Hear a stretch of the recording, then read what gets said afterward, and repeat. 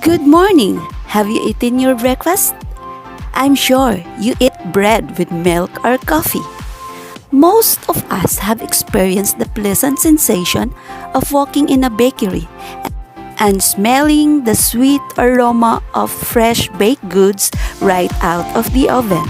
Whether it is a bread, a cake, or a cookies, it's really enticing to try baking even with just a simple bread recipe.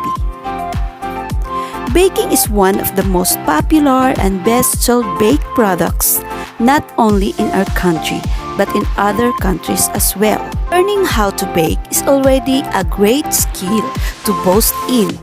Learning basic skills in baking is a preparatory step to master skill in baking as to familiarizing different baking tools and equipment, correct measurement and calculation of ingredients, and the proper storage of tools and equipment. Making baking easier for you from home-based baking to cake makers. On the other hand, safety and precautions in the workplace must be considered. Success of producing baked products largely depend on one who did the baking, the baker itself. Without knowledge on the basic skills of baking will lead to failure of the product. To produce good breads and pastries, baker must be aware on the important things to do. One of these is identifying baking tools and equipment and their uses. Bread and pastry for grade 7 and 8 Exploratory. The baking tools and equipment and their uses. Measuring spoon, a set of spoons used to measure small amounts of ingredient. Round baking pans. Baking pans comes in a different sizes and shape and are used in baking cakes with a round shape. Cookie sheet, used in baking cookies.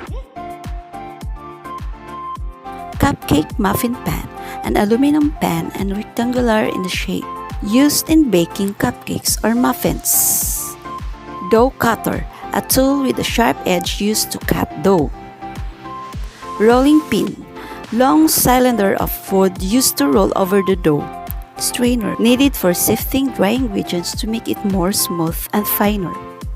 Wire whisk, this tool is made of thin wires. Measuring cups, it is a set of marked cups used to measure dry ingredients such as flour and sugar. Grater, used to grate food in finer form. Spatula, a long flexible blade with rounded end. Weighing scale, used to measure the weight of the items or ingredients.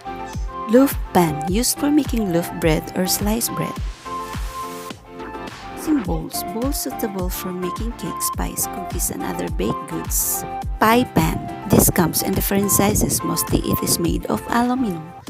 Pizza pan, perforated circular flat sheet intended for cooking pizza. Pan or baking sheet, a shallow rectangular pan. Pan or chiffon pan, pan for baking chiffon cake, comes in different sizes. Liquid measuring cup, a clear cup with number used to measure an amount of liquid ingredients. Ladle, a ladle that is made from wood, used in creaming and mixing. Baking equipment and mixer, a motor-powered device used to stir and blend mixtures, used in baking. Heavy-duty mixer, used in creaming and making icing. Industrial oven, used for baking different baked products. Gas range, a kind of oven that is also used in baking bread and pastries. Thank you for watching. Enjoy learning!